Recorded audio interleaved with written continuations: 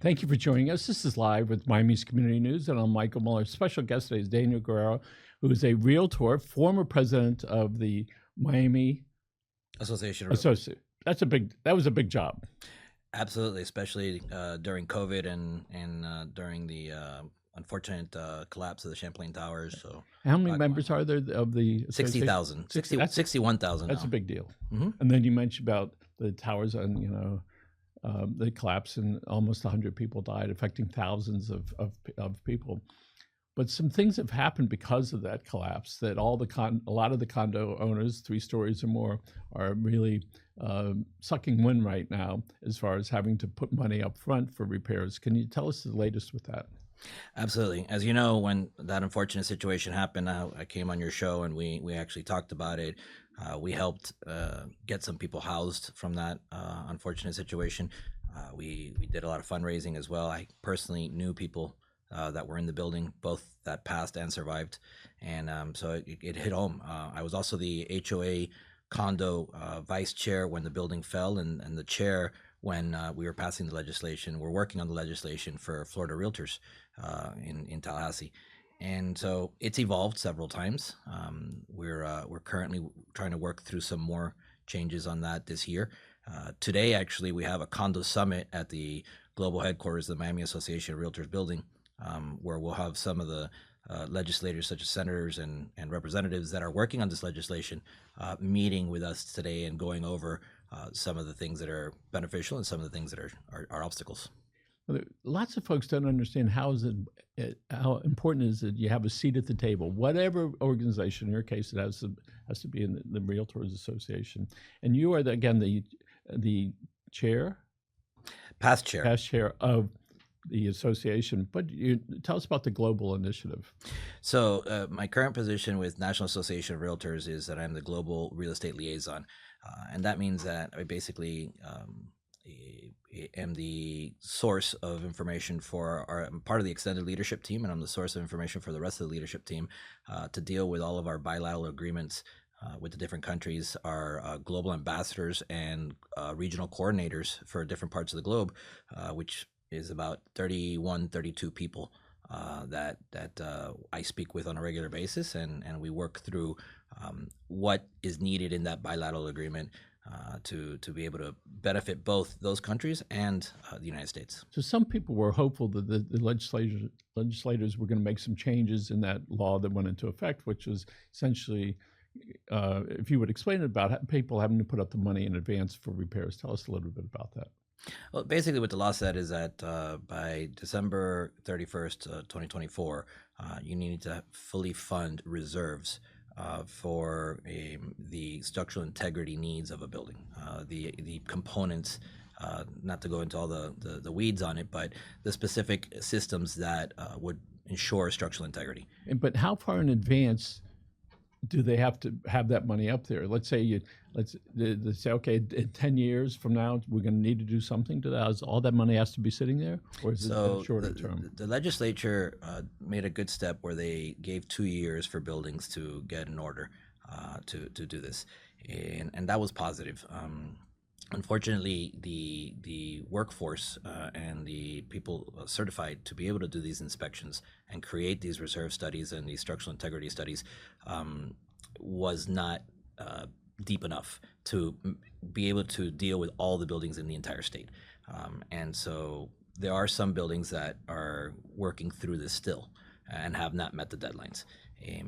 Now, to complete the reserves, if you have a 30-year lifespan on a roof, for example, and you're 10 years into the roof, you need 10 years of reserves. So you're not required to do the entire 30 years at once, but just catch up to have the amount of reserves you need. So I know there's a lot of pain right now, but at some point we as a community will be over that hump. Lots of times we're hearing, well, some developers are going in, they're trying to buy up the units, and people have an option. They can try to stay or say, okay, it's time to sell. Any other options for people? Yes, actually, Miami-Dade County offers a grant. There's an opportunity for folks that are facing some of these assessments to receive support from Miami-Dade County. This is a something that we'd like to see expanded throughout the state. There was conversations about the state helping in that manner. I believe that it was just decided that there will not be financial support from the state for these items. And one can also go get an individual loan, through their personal banks and lenders and relationships.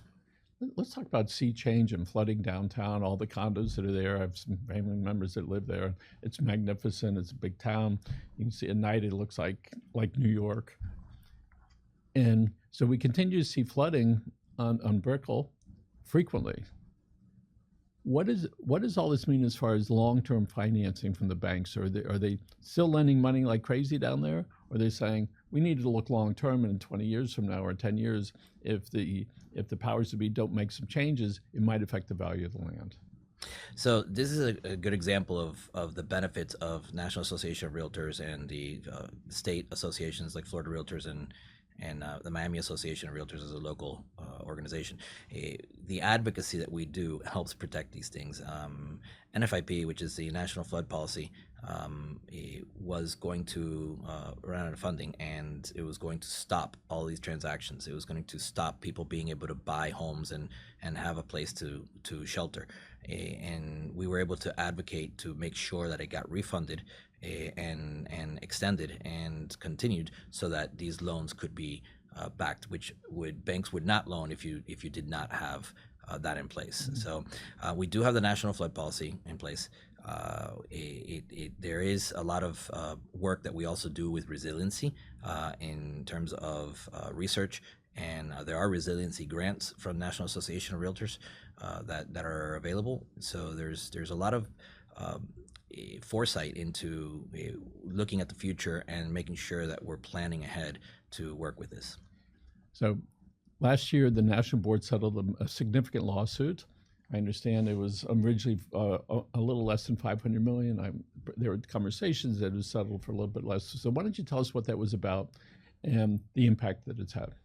So, the National Association of Realtors is completely open to working with the DOJ and working with all these agreements that we've made.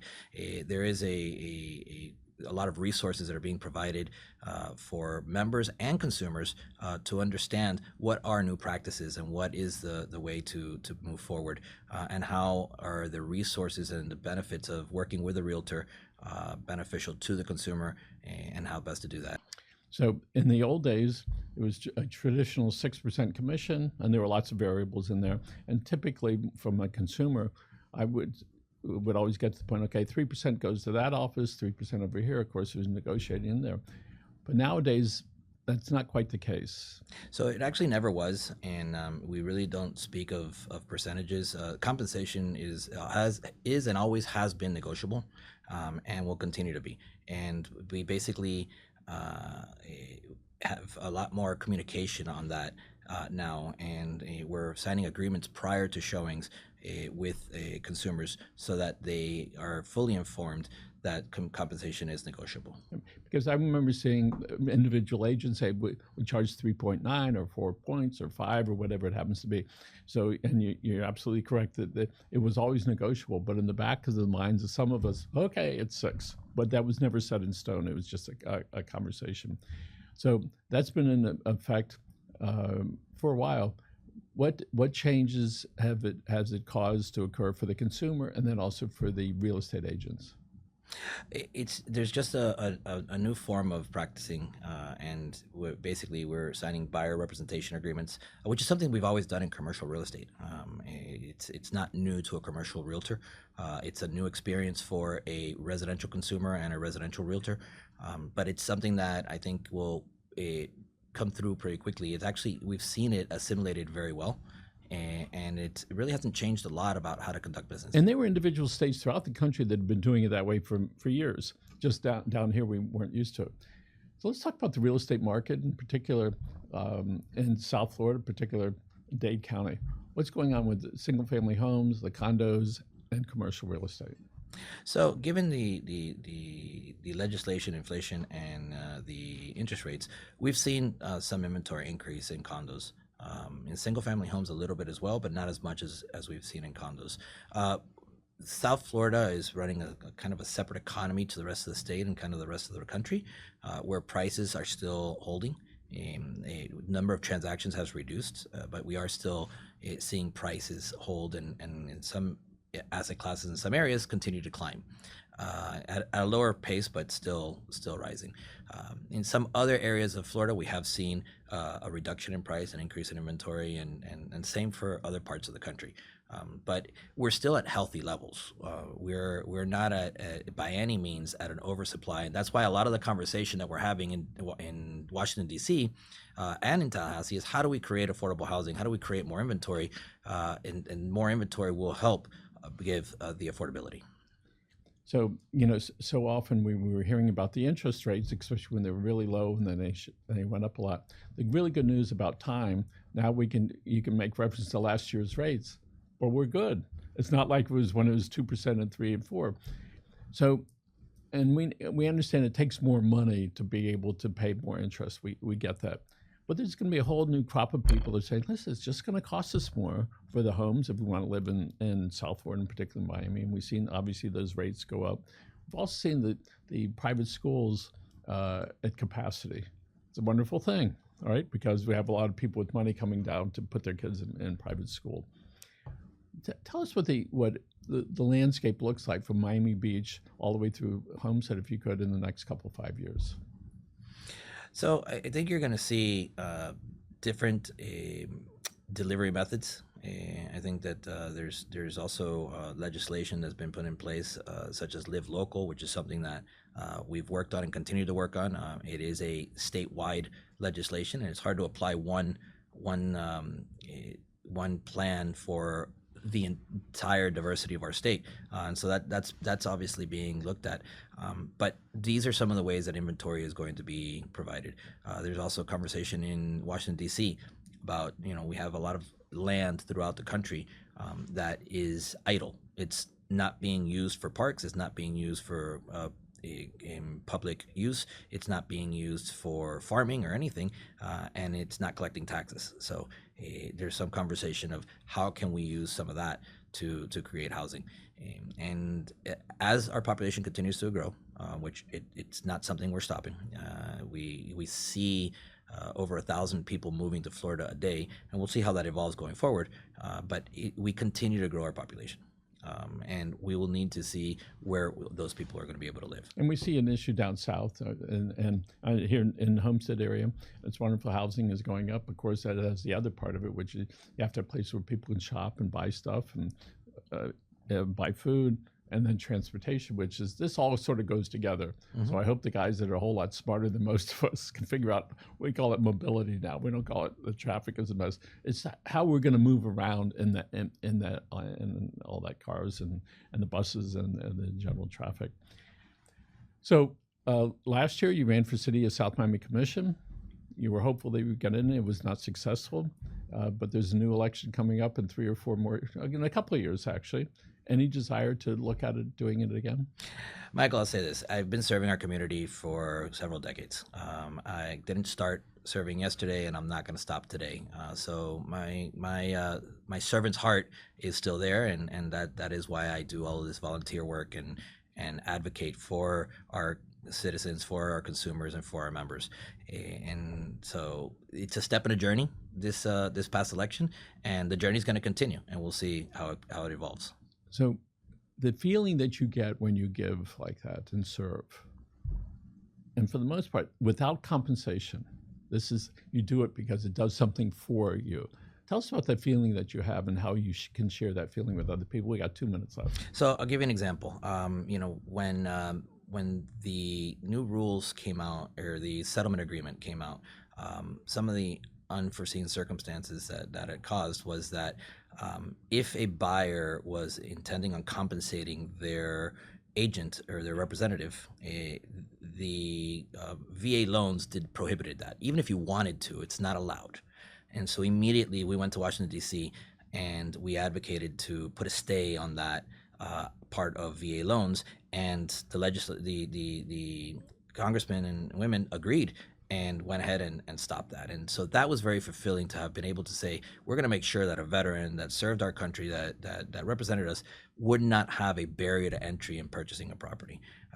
Right now, with the fires in California and the hurricanes we've seen in Florida, we have the Realtor Relief Fund. And it was established actually in 9/11 when we had the tragedy in New York, and it has since then helped people receive housing from disasters, and it's not limited to realtors. So these things are very fulfilling. It's wonderful to give back, and it's wonderful to serve, and that's really why I ran for office. That's why I do the volunteer positions I have, and we're going to continue to do that. That's terrific, and we know the little children are watching us all the time, and the more we can serve like that, we hopefully create another generation. I want to share, as we're getting ready to wrap up, my 10-year-old grandson lives on Coral Gables waterways out on his kayak, and as he's going like this, "Grandpa, I found some trash." I'm thinking how wonderful that is, because he sees the connection between the trash and the manatees and his backyard. Yes. So my congratulations to my favorite son-in-law, right, who was able to instill in their children that it's important to take care of those things. And so I know that your family and your friends are looking at what you do for the community, and so I'm sure they appreciate it as I do as well. I appreciate that, and like I said, it's a step in a journey. We're continuing to serve.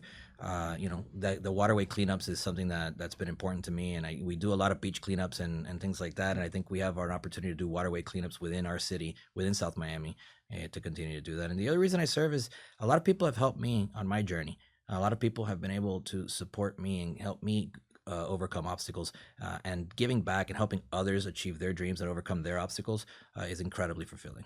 Daniel, thanks so much for being here. Thank you, Michael. Really, we're going to look in the red camera over there, folks. Remember, take care of yourselves and your family. Have a great day.